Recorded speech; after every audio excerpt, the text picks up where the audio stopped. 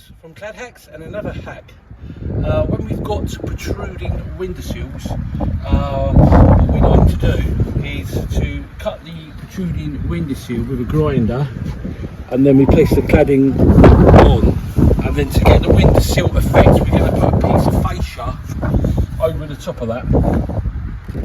So we'll put it to the right length, and then we're going to fix that, stick that, and then we've got a great windowsill.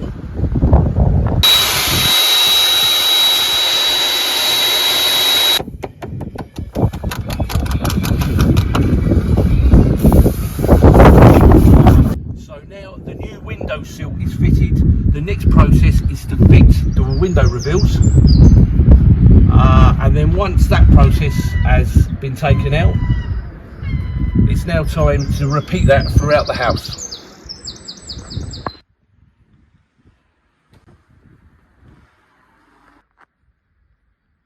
So now we've finished the job. I'm with John, the customer. What do you think, John? Well, I've been very impressed, particularly with the finished product.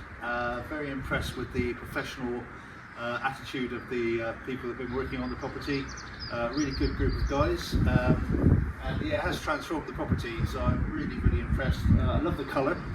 This one is violet blue, and yeah, just looking forward now to the scaffolding coming down and then seeing it in its full glory.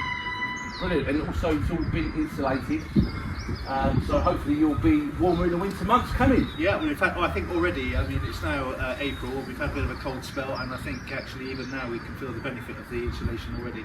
Wow, that's great.